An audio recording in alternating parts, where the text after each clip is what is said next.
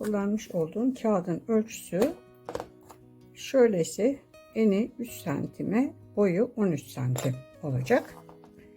Bunu kestikten sonra bantlamamız gerekiyor. Ben bu çantayı arkadaşlar hem beyaz renkli A4 kağıdıyla hem de karikatür dergilerinden kestiğim kağıtla yaptım. Şimdi kağıdı kullanacağımız bölümünü şöyle şeffaf koli bandına yapıştırıyoruz ve kesiyoruz. Şu anda bantlamayı gösteriyorum. Bu şekilde bantladık. Şöyle arkadaşlar, şu fazlalıkları içeriye doğru şöyle katlıyorum. Şu uç kısmını da içeriye doğru katlıyorum.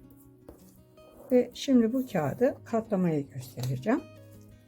Önce kağıdı boylamasına şu şekilde ikiye katlıyorum. Bakın şöyle ince uzun bir şeritim oldu. Sonra bunu bu şekilde ortadan ikiye katlıyorum. Açıyorum arayı, yarıyı ortaya gelecek şekilde ikiye katlıyorum. Diğer yarıyı da alıyorum. Yine ortaya gelecek şekilde şöyle ikiye katlıyorum ve bu katladığım iki kağıdı iki yanı birleştiriyorum. Katlama şeklimiz bu arkadaşlar. Çantanın yapımına geçiyorum. Önce şerit yapacağım. Şeriti yapmak için şöyle iki tane alıyorum. Birini alttan, birini üstten olacak şekilde şu vaziyette geçiriyorum. Şöyle çekiyorum. Şu vaziyette çektim.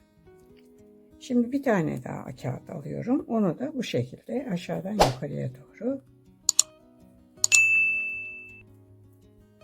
Bu arkadaşlar file tipi çanta olacak. Bakın arkadaşlar şu şekilde oldu. Şimdi şuradan şöyle aşağıya doğru iniyorum.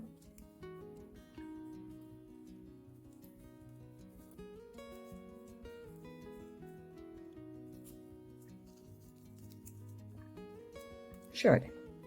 Şu şekilde oldu. Şimdi arkadaşlar şunu kıracağım. Şunu. Bunu kırmak için ne yapıyorum? Şu uç kısmına şöyle düzgünce tutuyorum. Şurayı arayı açıyorum. Parmağımı geçiriyorum. Ve kırıyorum. Bakın kırdım. Ve birleştiriyorum. Tam dipten kırın arkadaşlar.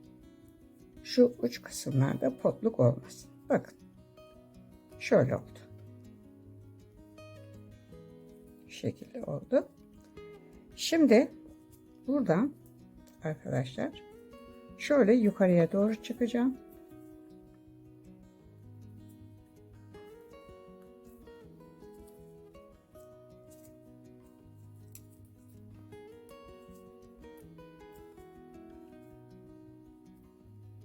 Bakın. Şimdi arkadaşlar ne yapıyorum? Şunu da kıracağım. Açıyorum arayı, kırıyorum ve kapatıyorum. Bakın. Şöyle oldu. Gördünüz mü? Şimdi bir tane daha alıyorum. Şöyle geçiriyorum aşağıya doğru. Arkadaşlar bu uzun bir video olmayacak. Bunda taban da olmayacak.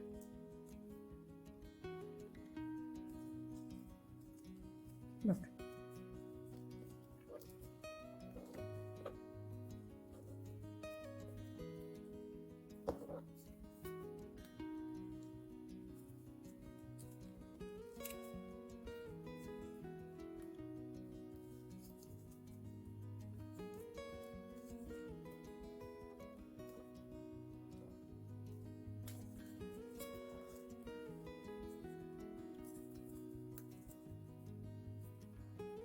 Şimdi arkadaşlar böyle.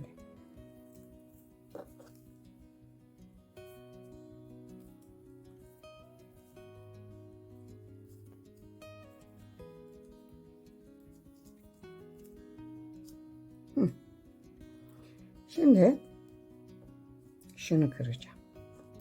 Bunu kırmak için arayı açıyorum, kırıyorum ve kapatıyorum.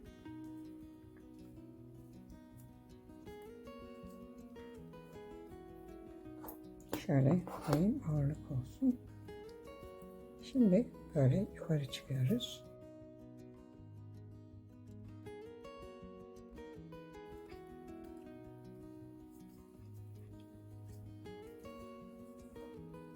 Şimdi ne yapıyorum arkadaşlar? Şunu kıracağım.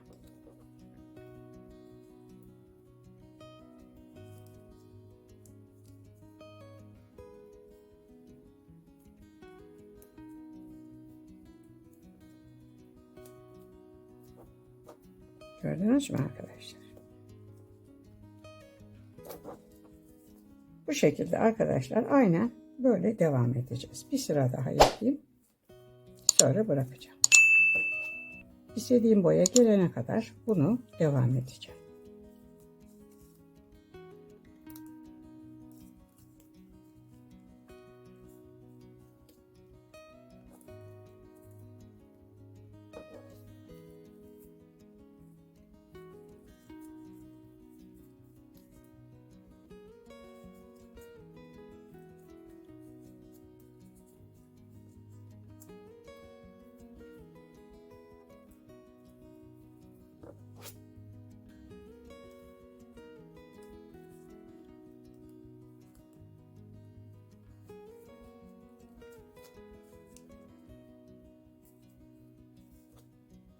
Şimdi şunu kıracağım.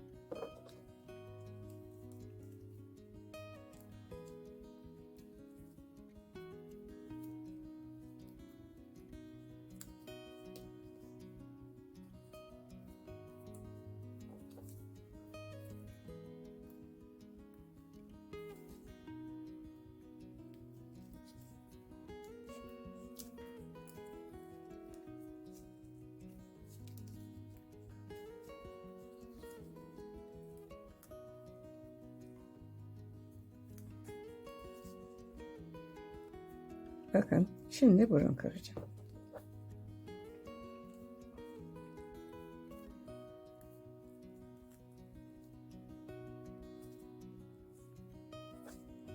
Bu şekilde arkadaşlar istediğimiz boya gelene kadar bunu yapacağız. Evet arkadaşlar bakın şeridimi tamamladım. Şimdi bu şeridin boyunu ben kaç tane taktığımı, ölçülerinin ne olduğunu gösterir bir liste yapacağım. Şimdi önce bunun şöyle kenarlarını birleştirmem gerekiyor. İki başını birleştirmem lazım. Bu birleştirebilmek için arkadaşlar şöyle yapıyorum. Şu son taktığım şunun katını açıyorum. Şunun katını açıyorum son taktığım. Bu şekilde açıyorum. Şöyle açtım. İkisini yakalıyorum arkadaşlar. Şöyle kıvırıyorum rahat girmesi için. Ve bunu şunun içine tam şöyle ortadan içine geçiriyorum. Bu şekilde. Ve çekiyorum. Şöyle çekiyorum. Bakın arkadaşlar. Bu şekilde çektim. Bakın arkadaşlar. Şu şekilde içine geçirdim. Şimdi bunun birini bu tarafa yatırıyorum. Diğerini bu tarafa yatırıyorum. Bu tarafa yatırdığımı arkadaşlar şu şekilde tutuyorum. Şu üçgen olan bölümü şuraya şöyle kesiyorum ve bunu arkadaşlar şu araya yerleştireceğim. Önce bunu yalnız tutkalamam lazım arkadaşlar. Tutkaladım, yakaladım ve bunu buraya yerleştiriyorum. Bu şekilde.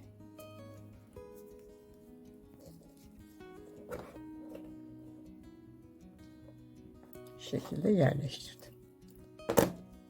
Bu şekilde yerleştirdim. Şimdi döndürüyorum. Bu tarafı yakalıyorum. Bunu da yine aynen şöyle kesiyorum. Ve bunun da arasını açıyorum. Arkadaşlar tutkalıyorum. Ve bunu da aynen buraya bu üçgenin içine yerleştiriyorum. Bakın arkadaşlar. Kenar birleştirmem de bu oluyor. Bu şekilde tüm kenarları birleştireceğiz. Ve sonra bunların dikimine başlayacağım.